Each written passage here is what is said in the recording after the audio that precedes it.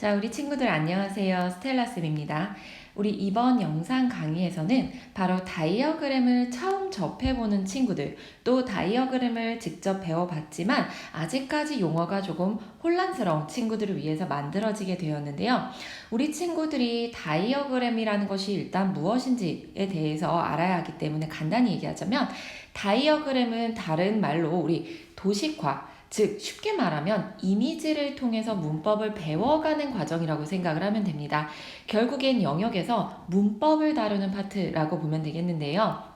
이 문법을 우리가 막 명사, 투부정사 이렇게 말로 똑같이 듣기는 하지만 그것을 기억해내는 방식은 우리 머릿속에 한 장의 종이가 있다. 이렇게 화면에 보이는 것처럼 한 장의 종이가 있다라고 생각하고 그 위에 여러 가지 도식화로 문법들을 정리해서 한눈에 구조화시키는 과정이라고 보면 될 것 같아요. 자, 그럼 우리 다이어그램을 처음 접하거나 또는 접해봤지만 아직까지 혼란스러운 친구들을 위해 오늘 나가게 될 내용들을 간략히 얘기하자면 첫 번째, 다이어그램으로 만났을 때 우리 친구들 선생님이 어떤 경우는 명사라고 했다가 같은 단어인데 어떤 때는 주어라고 했다가 목적어라고 했다가 이렇게 이름이 확확 바뀌는 그 순간을 가장 힘들어 하더라고요. 그래서 이번 영상 강의에서는 우리 그 부분을 한 번에 해결할 수 있도록 선생님이 차근차근 설명을 해보도록 할게요. 자, 그럼 이제 시작을 한번 해볼 건데요. 자, 먼저 선생님이 여기 화면에 보이는 이런 예쁜 곰돌이 친구처럼 그림을 잘 그리고 싶으나 사실 선생님은 그림 솜씨는 많이 없어서 아주 간단명료하게 그림으로 준비를 해볼게요. 자, 여기에는 다이어그램에 필요한 그림인데 자, 선생님이 사람 한 명을 그릴 거예요. 근데 선생님이 지금 누굴 그리는 거냐면 바로 화면에 보이지는 않지만 바로 저 스텔라를 그려볼 거예요. 네. 자, 여기 스텔라라는 친구가 있어요. 자, 이 친구는 지금 얘기한 것처럼 이 친구가 가지고 있는 이름이 바로 무엇이냐면 스텔라라고 하는 이름 하나를 가지고 있어요. 그쵸? 선생님은 학원에 와도 스텔라, 친구들이 부를 때에도 스텔라, 학생들이 부를 때에도 또는 선생님들이 부를 때에도 스텔라라는 이름으로 불리게 되는데요. 자, 그런데 만약에 선생님이 첫 번째 집에 가면 이름을 부르기도 하지만 선생님 부모님은 이름을 부를 때도 있지만 선생님은 우리 부모님에게 어떤 역할을 하는 사람이기도 해요. 바로 집에 가면 선생님은 어떤 역할을 하게 돼요? 그렇죠. 엄마와 아빠의 딸이라는 역할을 하게 되죠. 자, 그럼 선생님이 만약에 장소를 옮겨서, 즉 선생님이 있는 위치를 옮겨서 학원으로 왔다고 한번 해볼게요. 그럼 선생님이 학원에 왔을 땐 선생님을 딸이라고 부르나요? 그쵸. 원장 선생님이나 선생님 동료 선생님들은 저를 전부 선생님 또는 스텔라 선생님이라고 합니다. 우리 학생들도 마찬가지로 저를 선생님. 그래서 나는 스텔라는 학원이라는 장소에선 선생님이라는 역할을 하게 돼요. 자, 그런데 만약에 선생님이 집도 아니고 학원도 아니고 만약에 선생님이 병원에 갔다라고 한번 해볼게요. 자, 병원에 진찰을 받으러 갔어요. 그러면은 스텔라는 병원에서 의사라는 역할을 할 수 있나요? 아니죠. 병원에서는 바로 의사에게 진찰을 받는 환자라는 역할을 하게 되는 거예요. 자, 그럼 선생님이 왜 갑자기 다이어그램으로 문법을 배운다고 실컷 얘기하다가 이름은 스텔라고 난 집에 가면 딸, 학원에 가면 선생님, 병원에 가면 환자라는 역할을 갑자기 왜 얘기할까라고 얘기했을 때 이게 바로 우리 영어에서 배우는 단어들의 기본적인 속성을 알려주기 위해서 필요한 거예요. 자, 이거를 좀 더 쉽게 풀이하기 위해서 선생님이 실제 영어 단어를 한번 가지고 대조를 한번 해볼게요. 자, 선생님이 어떤 영어 단어를 가지고 할 거냐면 스텔라가 가장 좋아하는 초콜릿. 선생님은 단 것 중에서 초콜릿을 너무너무 좋아하는데 이 초콜릿이라는 영어 단어를 가지고 한번 얘기해 볼게요. 자, 우리 초콜릿이라고 하는 친구는 초콜릿이라고 부르는 친구의 이름이자 뜻이 되기도 하겠지만, 그쵸? 그래서 우리 초콜릿 이 단어 CHOCOLATE라고 써있는 이 스펠링을 가진 단어의 이름을 부를 때 얘는 초콜릿이야 라고 부르죠. 그죠? 선생님이 한국어 발음으로 써놓을게요. 자, 그런데 이 친구는 초콜릿이라고 하는 뜻을 가지고는 있지만 중요한 건 이 친구가 사전에서 초콜릿이라는 친구를 찾으면 우리 옆에 이렇게 써 있을 거예요. 난, 즉, noun, 명사야. 즉 나는 명사라는 이름을 가지고 있어 라고 생각을 하면 돼요. 즉 다시 말해서 초콜릿이라는 단어가 존재를 하는데 이 단어를 부를 때 우리가 뜻은 초콜릿이지만 얘는 그러면 도대체 어떤 품목에 들어가는 거야? 즉 다시 말해서 물건으로 따지면 얘는 과자야? 음료수야? 고기야? 이렇게 말할 수 있다라는 거예요. 그래서 이 친구는 바로 명사라는 품목에 들어가게 되고요. 자, 우리 이 친구가 어떤 역할을 할 수 있냐면요. 자, 이 친구는 선생님이 크게 써보면 나중에 이제 우리 또 공부할 건데 주어, 목적어, 보어라는 어디선가 들어본 법한 그런 역할들을 하게 됩니다. 자, 예를 들어 볼게요. 자, 옆으로 조금 옮기고 자, 예를 들어서 선생님이 문장에 chocolate is 자리가 조금 모자라서 선생님이 조금 옆으로 옮겨보도록 할게요. 너무 곰돌이랑 같이 붙였나봐요. 그쵸? 너무 가까이 붙여서 곰돌이랑 조금 떼놔야 될 것 같아요. 네, chocolate is delicious 라는 말을 썼습니다. 자, 그럼 이때 우리 초콜릿의 위치를 한번 볼게요. 선생님이 아까 우리 선생님 스텔라라고 하는 사람의 역할을 말할 때에도 선생님은 분명 스텔라가 집이라는 장소에 있을 때 학원이라는 장소에 있을 때, 병원이라는 장소에 있을 때 장소를 굉장히 강조했죠. 여기 단어도 마찬가지예요. 자, 우리 초콜릿이라는 이 단어의 위치, 즉 이 친구가 놓여진 장소를 한번 따져보도록 할게요. 우리 곰돌이도 같이 이동을 했는데요. 자, 이 초콜릿의 위치를 한번 보면은 이 친구는 우리가 나중에 배우는 이 동사라고 하는 친구보다 앞에 나오게 되죠. 이때 초콜릿은 분명 이름은 명사예요. 하지만 얘는 역할이 동사 앞에 있어. 그래서 주어라는 역할이라고 부르게 됩니다. 자, 또 다른 걸 보여줄게요. 자, 또 나는, 즉 스텔라는 좋아해. 무엇을 좋아하냐면 바로 초콜릿이라는 걸 좋아해 라는 말을 쓰게 됩니다. 자, 이랬을 때 이번에는 초콜릿이 자리를 바꿨어요. 누구처럼? 그렇죠. 위에 스텔라처럼 바로 집에 있다가 학원에 있다가 할 때 역할이 바뀌는 것처럼 우리 is 동사 앞에 왔을 때와 like라는 또 다른 동사의 뒤에 왔을 때 역할이 달라요. 바로 like라는 동사보다 뒤쪽, 선생님이 말하는 뒤쪽은 바로 동사의 오른쪽이, 그러니까 우리 기준으로 오른쪽이 되는데 like의 오른쪽에 왔을 때에는 우리가 그걸 목적어 역할을 한다라고요. 자, 이런 식으로 보어 역할이라는 걸 할 때도 위치가 달라질 텐데요.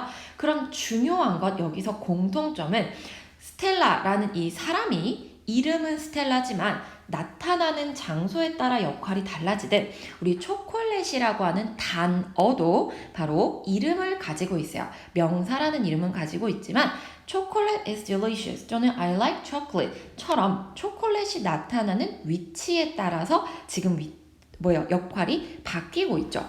자, 이것은 어떤 것 때문에 이런 이유가 생기느냐? 우리가 지금 배우고 있는, 그쵸? 우리가 지금 뭐 문법으로든 아니면 리스닝으로든 아니면 라이팅으로서든 영어를 배울 때 이 영어라는 언어가 가지고 있는 특성 때문에 그렇습니다. 이 영어는 다른 말로 우리가 뭐라고도 부르냐면 위치 언어라고 돼요. 즉 다시 말해서 이 친구가 나타나는, 즉 이 영어가 가지고 있는 단어들이 문장에서 나타나는 위치에 따라서 역할이 달라지기 때문에 그래서 영어에선 이 단어가 나타나는 자리가 굉장히 중요해지는 거예요.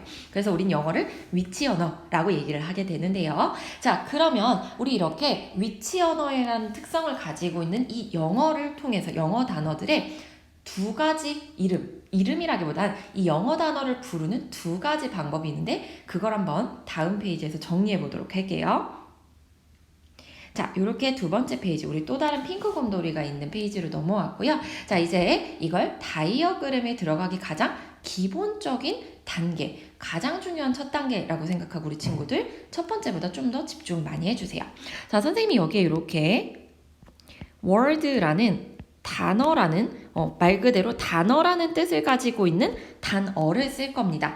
자, 이 친구는 우리가 아까 앞서 방금 얘기했던 것처럼 이 단어라는 친구를 부르는 방식이 두 가지가 있어요. 자, 아까 스텔라를 부르는 방식이 되게 여러 가지였죠. 하지만 이름과 역할로 나누어서 스텔라를 부르게 되는데, 자, 그런 것처럼 단어라는 친구를 부를 때 우리가 하나는 우리 친구들 많이 들어봤을 거예요. 바로 품사라고 부르는 방식이 있어요.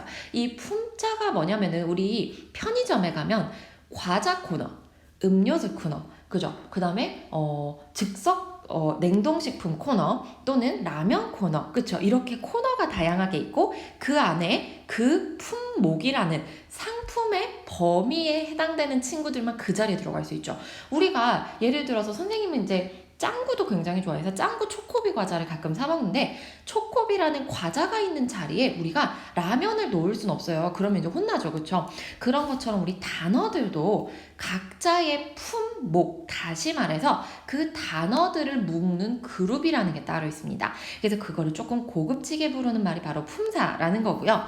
우리 이 단어들을 부르는 또 다른 말이 바로 무엇에 따라서 다르게 부르게 되냐면 바로 역할이라는 거에 따라서 다르게 부르게 되는데 이 역할은요 단어가 나타나는 무엇에 따라서 그렇죠 단어가 문장에서 나타나는 위치에 따라 다르게 부르게 된다라는 겁니다. 자 우리 친구들 그러면 먼저 다이어그램에서 어떻게 품사를 그려내는지 우리 한번 하나씩 차근차근 들어보도록 할게요. 자 우리가 말하는 품사는 아마 여러분 일반 시중책이나 다른 곳에서 영어를 배웠을 때 팔품사 품사가 그룹이 8개나 있어 라고 얘기를 했어요.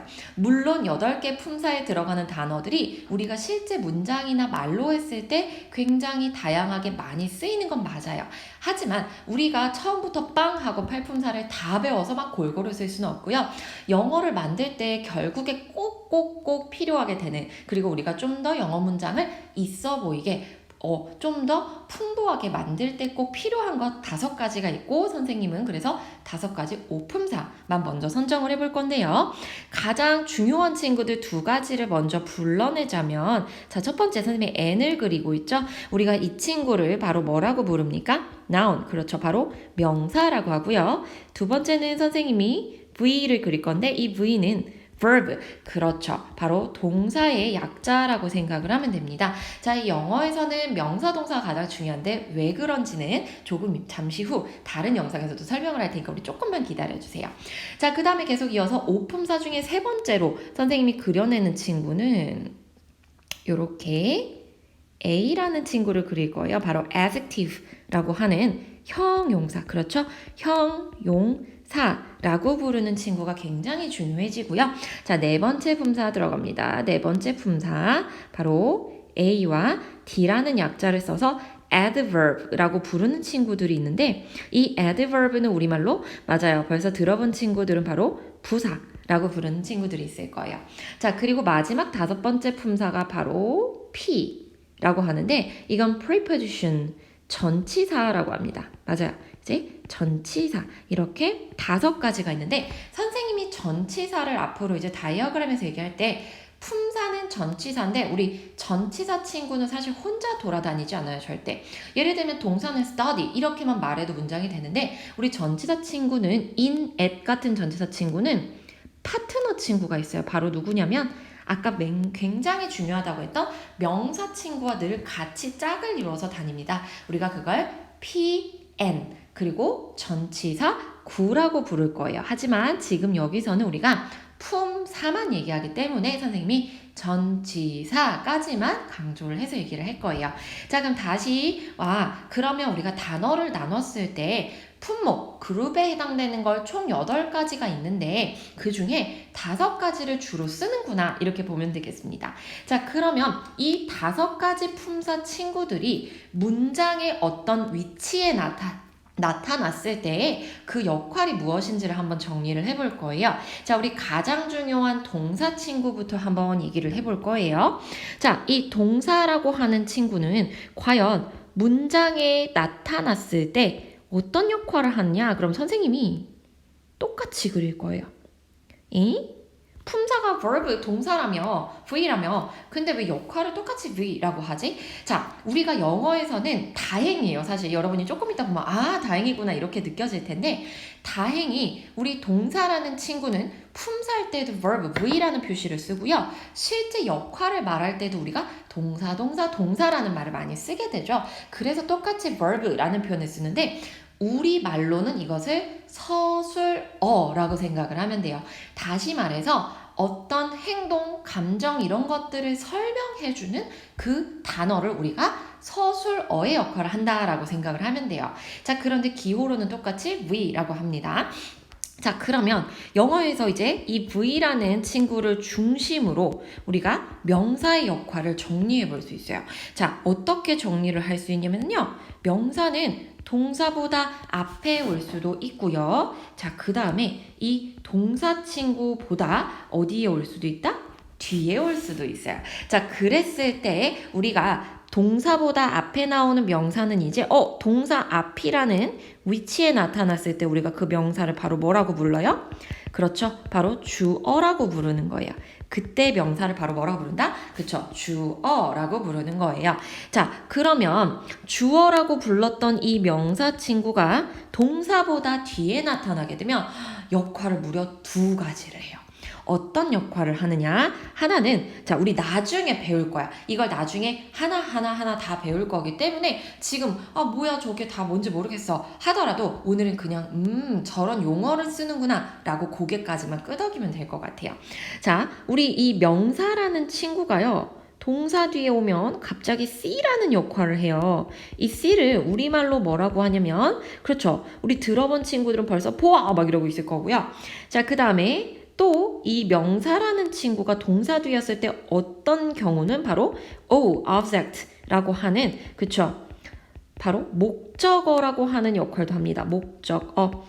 그럼 진짜 선생님이 앞에서 얘기했던 대로 스텔라라는 이름을 가지고 있지만 집, 학원, 병원에 갔을 때 역할이 달라지는 것처럼 이 단어들도 실제로 뭐다? 정말 동사 앞에 왔어? 동사 뒤에 왔어? 하는 것처럼 진짜 역할이 어떻게? 그쵸? 달라지고 있게 되죠. 그쵸? 그래서 선생님이 동사가 동사로 불리는 게 다행이라고 하는 거구나. 그쵸? 명사는 명칭이 무려 주어, 목적어, 보어라는 세 가지의 역할을 할 수 있다라는 걸 우리가 볼 수 있어요. 그쵸? 자, 그랬을 때 이제 우리가 이걸 다이어그램식 용어로 어떻게 표현을 하게 되냐면요. 자, 이렇게 빨간색으로 선생님이 색깔을 일부러 쓰는 이유가 있어요. 이제 다이어그램 수업을 듣게 되면 색깔이 굉장히 중요해지게 되는데 선생님은 보통 빨간색으로 썼을 때 이 친구들을 뭐라고 부르기 때문에 빨간색으로 표시를 하냐면 바로 문장의 키. 우리 키라는 건 우리말로 맞아요. 열쇠라고 하죠. 물론 요즘에 이제 도어락이 많이 달려있으니까 열쇠가 필요가 많이 없어지는데 사실 자전거를 자물쇠로 잠근다든지 아니면 가방을 자물쇠로 잠근다든지 하면은 자물쇠를 어떻게 열쇠로 열어야만 그 안에 내용물을 볼 수 있죠. 옛날에는 도어락이 없던 시절에 열쇠로 문을 따야지만 집에 들어갈 수 있단 말이에요. 그렇기 때문에 이 키라는 건 쉽게 말하면 문장을 만들어주는 아주 중요한 열쇠들이라는 거예요. 이게 없으면 우리 문장이라는 걸 시작을 못할 수도 있다라고 생각을 하면 돼요. 그래서 우리 다이어그램에서 선생님이 키가 뭐야? 여기 문장의 키가 뭐야? 그러면 우리는 뭘 골라주면 돼요? 역할로 말했을 때 그쵸? 주어, 동사, 보어, 목적어를 골라주면 되겠고요. 품사로 얘기했을 때는 바로 무엇에 해당이 된다? 그렇죠. 선생님 문장에서요. 키라고 하는 품사는 명사 그리고 또 하나가 동사예요라고 우리 친구도 이제 오프라인 수업에서도 아주 자신 있게 말을 하면 되겠어요. 자, 그 다음에 우리 그러면 키의 반대가 되는 친구들이 있을 거예요. 그렇죠. 그래서 그 친구들을 만나보러 갈 건데 선생님이 형용사라는 친구는 조금 나중에 얘기할게요. 우리 뭐부터 얘기할 거냐면 바로 지금 파란색으로 이제 선생님이 이렇게 표시를 해주는 그렇죠. 바로 부사와 전치사라고 부르는 친구들이요. 선생님 전 단어를 보면 부사인지 전치사인지 모르겠어요. 걱정 마세요. 우리 오프라인 수업에서 선생님들이 계속해서 부사 전치사 종류를 많이 알려주실 거기 때문에 우리 영상 강의에서는 어디까지? 그렇죠. 용어에 익숙해지기까지 목표를 잡는 거예요. 자, 우리 부사와 이 전치사 친구들을 우리가 다이어그램에서 뭐라고 하냐면 모디라고 합니다. 자, 이거는 사실 영어 단어에 실제로 있는 modification이라고 하는 단어를 우리가 줄여서 말하고 있는 건데요. modification이라는 말이 붙었을 때 이 modi의 역할은 뭐냐?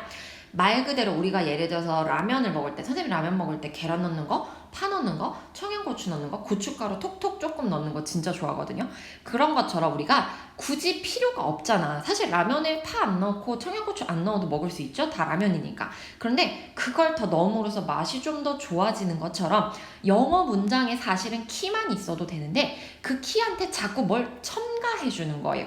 양념을 톡톡톡 뿌려주는 거죠. 그래서 우리가 이걸 양념어라고도 지칭을 할 수 있는데요. 이 양념어 친구들이 바로 부사와 전치사구에 해당이 되고 우리가 실제로 나중에 영어 문장을 라이팅을 할 때는 이 모디가 없으면 문장에 되게 맛이 없어요. 엄청 밋밋하다라는 얘기예요. 그렇기 때문에 저 모디라는 친구는 키라는 친구를 뭐 해준다? 그렇죠. 더 풍부하게 아주 더 예뻐 보이게 만들어주는 친구구나 이렇게 생각을 하면 돼요.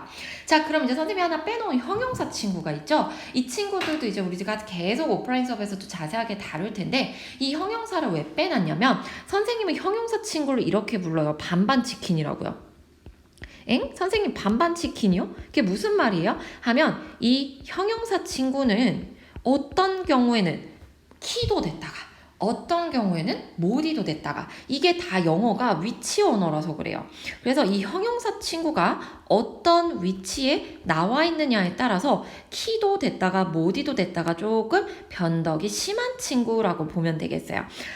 그럼 형용사는 문장에 빠지면 안 되는 중요한 역할을 할 때도 있지만 반대로 문장에 붙었을 때 문장을 좀 더 맛있어 보이게 하는 좀 더 덧붙여주는 역할도 하는구나 이렇게 반반 치킨이구나 생각을 하면 되겠어요. 자, 우리 친구들 그러면 앞서 스텔라와 초콜릿이란 단어를 가지고 품사와 역할을 얘기했듯 지금 우리 영어 단어의 오품사 친구들이 어떤 역할을 했는지까지 만나봤죠.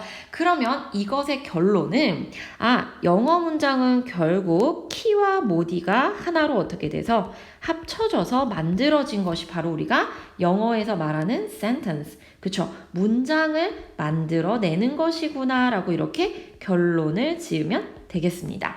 자, 우리 친구들 이 첫 번째 영상에서는 가장 중요한 목표 무엇이다? 그렇죠. 다이어그램에서 도식화를 그릴 때 NV, NADPN, SVCO, 모디 키를 어떻게 표현하는지를 보면 되겠고요.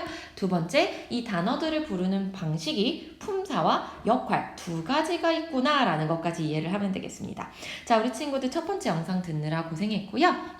네, 이 영상 다음 영상을 바로 이어서 듣기보다는 첫 번째 영상 마인드 매핑 충분히 하시고 나서 두 번째 영상으로 이어가면 좋을 것 같아요.